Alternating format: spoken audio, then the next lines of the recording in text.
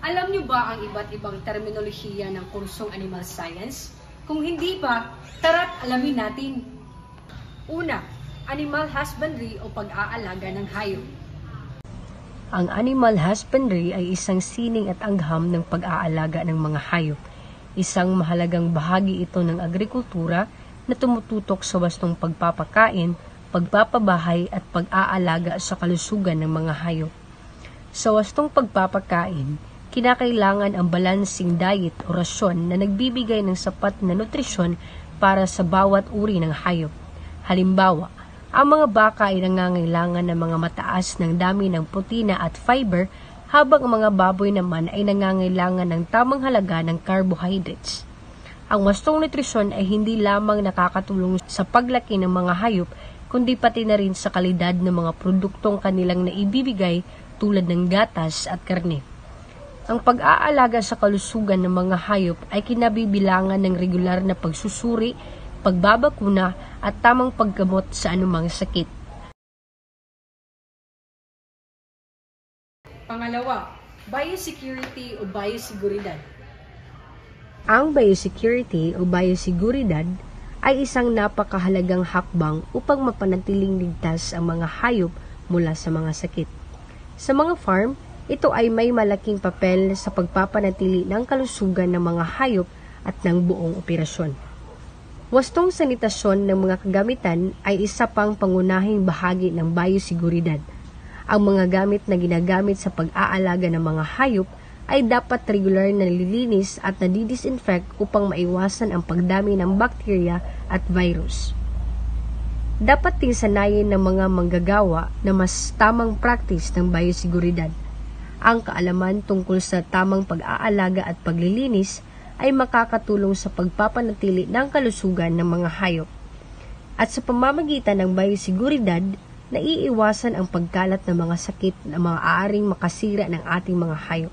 Pangatlo, ration o kung sa Tagalog pa, ito ay tinatawag na rasyon. Ang ration o kung sa Tagalog ay tinatawag na rasyon ay ang tamang dami at uri ng pagkain na ibinibigay sa mga hayop. Mahalaga ito upang matugunan ang kanilang mga nutrisyonal na pangangailangan sa iba't ibang yugto.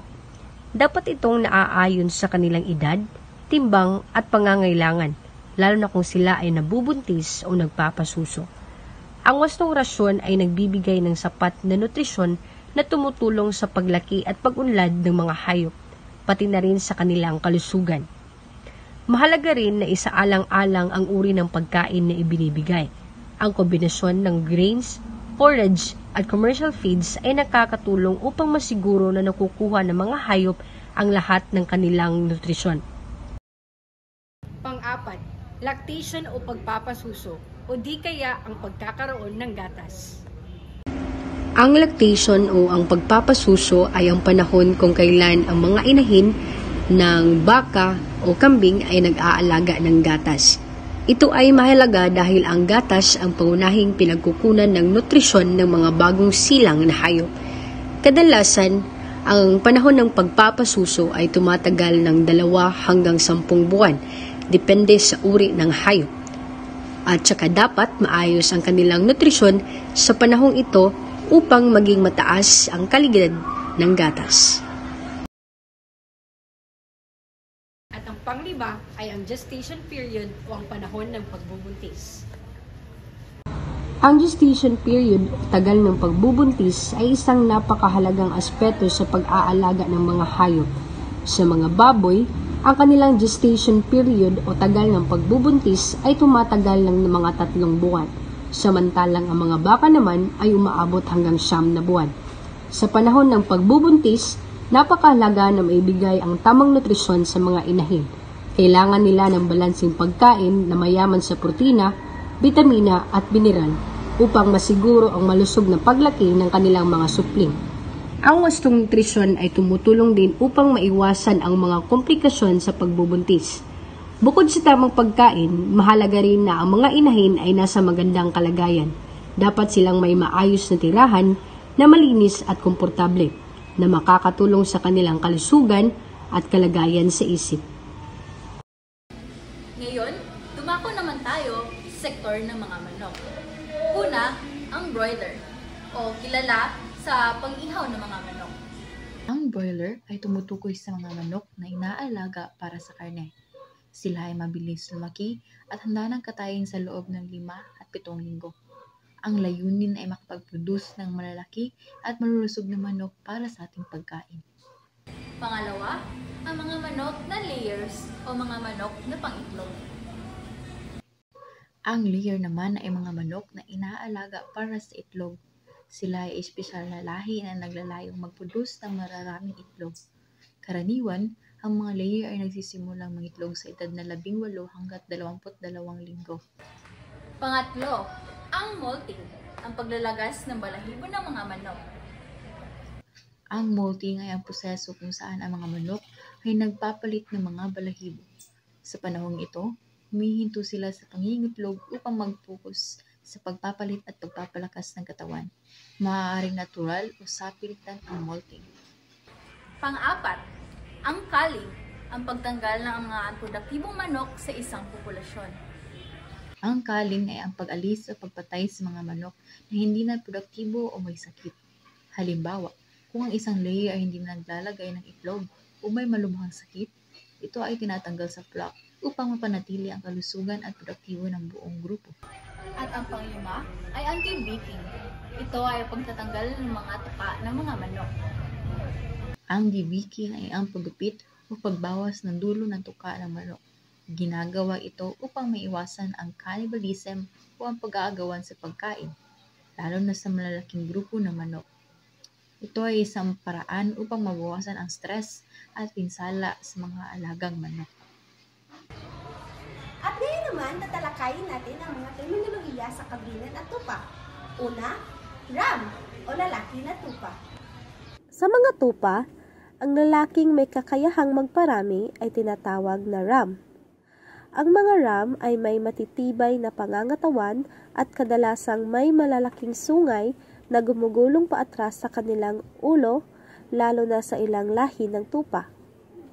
Sila ang pangunahing ginagamit sa pagpaparami dahil sila ang nagpapasa ng kanilang genetic traits sa kanilang mga anak. Ang mga ram ay kadalasang mas agresibo at dominante kaysa sa mga ewe o babaeng kambing, lalo na kapag panahon ng breeding. Pangalawa, ewe o babae na tupa. Ang babaeng tupa naman ay tinatawag na ewe. Ang ewe ang nanganganak at nag-aalaga ng mga lamb o batang tupa. Tulad ng mga doe sa kambing, ang ewe rin ay mahalaga sa produksyon ng gatas, lalo na sa ilang mga lahi ng tupa na ginagamit sa dairy farming. Karaniwang mas maamo ang mga ewe kumpara sa mga ram at may mas maliit na pangangatawan. Pangatlo, buck o lalaki na kambing. Sa mga kambing, ang lalaking may kakayahang magparami ay tinatawag na buck. Kilala rin ito sa tawag na billy goat, lalo na sa informal na paggamit. Ang isang buck ay may mas matikas na pangangatawan, may malakas na pang-amoy, at kadalasang may mas malalaking sungay kumpara sa babaeng kambing. Karaniwang ginagamit ang mga buck sa pagpaparami dahil sila ang nagbibigay ng similya para sa produksyon ng anak o kid. Pang-apat, doe o babae na kambing. Ang babaeng kambing ay tinatawag na doe o minsan ay nanny goat. Ang mga doe ay may mas maliit at mas banayad na pangangatawan kaysa sa mga buck o lalaking kambing. Sila ang nanganganak at nagbibigay ng gatas, kaya't may malaking papel sila sa produksyon ng gatas, lalo na sa mga lahi ng kambing na pinapalaki para sa dairy farming. Sa agrikultura, mahalaga ang tamang pangangalaga sa mga doe upang matiyak ang mataas na produksyon ng gatas at malusog na mga anak. At ang panglima ay flock. Ito ay grupo o kawan ng mga kambing o tupa. Ang salitang flock sa konteksto ng kambing at tupa ay tumutukoy sa isang grupo ng mga hayop na inaalagaan, pinapastol o bilang isang unit sa loob ng isang sakahan o pastulan. Sa larangan ng livestock management, ang terminong ito ay particular na ginagamit sa mga small ruminants tulad ng tupa at kambing. Hindi tulad ng mga baka na tinatawag na herd, ang mga hayop na ito ay mas kilala bilang flock dahil sa kanilang likas na ugali ng pagsasama-sama na nagsisilbing proteksyon laban sa mga mandaragit at tumutulong sa mas epektibong paggamit ng pastulan. At ngayon, tatalakayin natin ang sektor ng forage o damong pagkain. Ang unang terminolohiya ay ang silage o binurong halaman. Ang silage o binurong halaman ay isang uri ng pagkaing imbak para sa mga hayop, lalo na sa mga baka, kalabaw, kambing at tupa. Ito ay ginagawa mula sa sariwang damo, mais, sorghum o iba pang pananim na may mataas na nilalaman na enerhiya at sustansya. Ang pangalawa ay ang hay o ang tuyong damo. Ang hay o pinatuyong damo ay iniimbak sa lekombre o iba pang halamang fodder na ginagamit bilang pagkain ng mga hayop, lalo na sa mga baka, kabayo, kambing at tupa. Karaniwang inaani ang damo o pananim habang may mataas pa itong sustansya, pagkatapos ay pinapatuyo sa araw upang mabawasan ang nilalaman nitong tubig. Kapag natuyo na ng sapat, iniimbak ito sa anyong bunton o balyado upang mapanatili ang kalidad nito sa loob ng mahabang panahon. Ang pangunahing layunin ng paggawa ng hay ay upang magkaroon ng reserbang pagkain para sa mga hayop, lalo na sa panahon ng tagtuyot at o tag-ulan, kung saan mahirap makahanap ng sariwang damo. Noong unang panahon, bago pa ang makabagong pagsasaka, ang hay ay isa ng mahalagang bahagi ng pagpapakain ng mga alagang hayop sa Europa at Asia. May 3 pangunahing uri ng hay, ang grass hay, legume hay, at mix hay, na kombinasyon ng dalawa. Ang legume hay ay tulad ng alfalfa, na may mataas na protina at calcium. Madalas itong ginagamit sa pagpapakain ng mga dairy cows at kabayo. Upang mapanatili ang kalidad, ito ay pinapatuyo sa tamang proseso.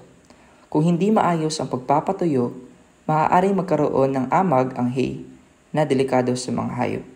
Kaya't kailangang tiyakin na hindi ito naiimbak ng basa o labis ang moisture content. Bukod sa pagkain ng hayop, ginagamit din ang hay bilang pantakip sa lupa o mulch, kama ng hayop o bedding, at maging sa paggawa ng compost. Sa agrikultura, mahalagang bahagi ang hay ng pagpapakain sa mga hayop, lalo na sa mga lugar kung saan limitado ang damo sa ilang panahon ng taon. Ang pangatlong terminolohiya ay ang pasture o ang pastulan. Ano nga ba ang pasture o pastulan?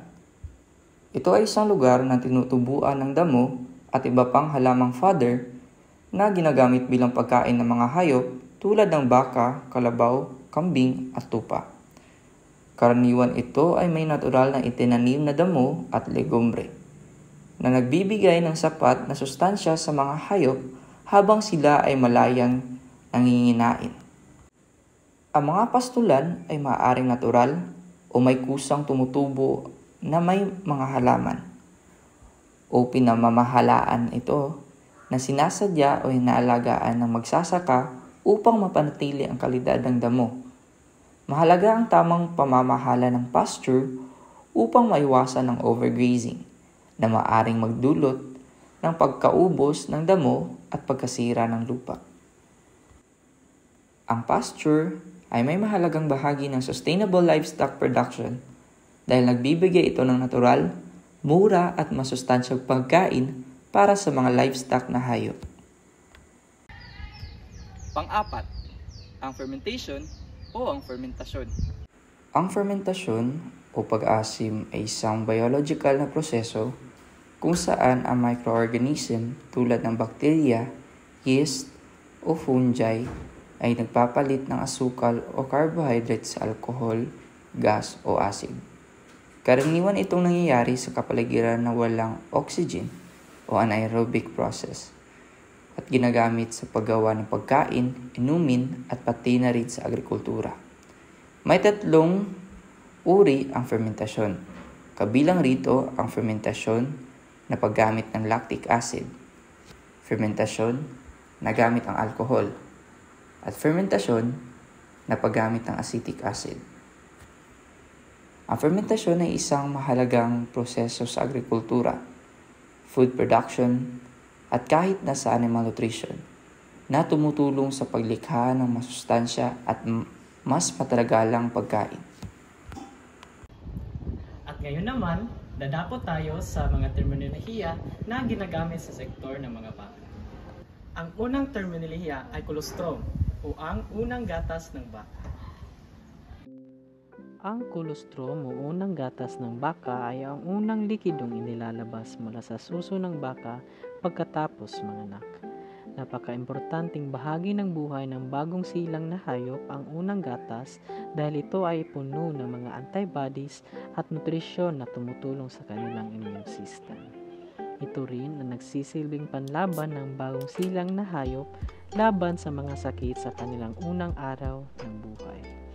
Ang colostrum ay may mas mataas na konsentrasyon ng protina at bitamina kumpara sa regular na gatas, kaya't ito ang kinakailangan ng mga hayop sa kanilang unang pagpapasuso. Ang pangalawang terminolohiya naman ay pasteurization o pasteurizasyon.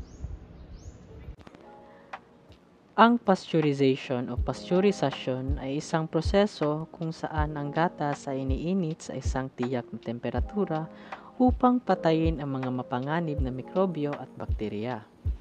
Sa pamamagitan ng pasteurizasyon, tinitiyak na ang gatas ay ligtas para pangkonsumo at mas may mahabang shelf life.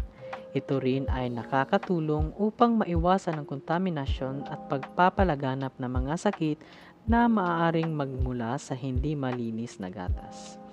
Karaniwang ginagamitan ng pasteurizasyon ng gatas upang mapanatili ang kalidad nito at mapigilan ang posibleng panganib mula sa mga mikrobyo. Ang pangatlo naman ay milking parlor o ang lugar ng paggagatasan.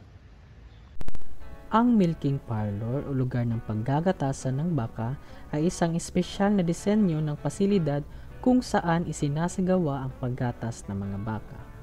Ang lugar na ito ay nilikha upang gawing mas mabilis, mas madali at mas ligtas ang proseso ng paggatas. Karaniwan, ito ay may mga makina o kagamitan na tumutulong upang automatikong makuha ang gatas. Tinitiyak din na malinis at steril ang lahat ng kagamitan upang mapanatili ang kalidad nito. Mahalaga ito upang maiwasan ang kontaminasyon at matiyak ang kalusugan ng mga baka, pati na rin ang kaligtasan ng produktong ibinibigay sa merkado. Ang pang-apat naman ay mastitis o pamamaga ng suso. Ang mastitis o pamamaga ng suso ay isang kondisyon na dulot ng infeksyon sa mammary glands ng baka.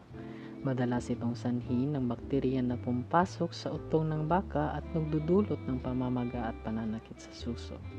Kapag tinatamaan ng mastitis, maaaring mabawasan ang produksyon ng gatas at maging hindi ka nais-nais ang kalidad nito, tulad ng pagkakaroon ng mas mataas na konsentrasyon ng mga bakterya at pagbabago sa lasa ng gatas. Mahalaga ang maagap na paggamot sa mastitis upang mapigilan ang paglala ng kondisyon at mapanatili ang kalusugan ng mga baka, pati na rin ang kalidad ng kanilang gatas. Regular na pagsusuri at pangangalaga sa mga baka ay mahalaga upang maiwasan ang ganitong kondisyon. Ang panglima naman ay milk yield o ani ng gatas.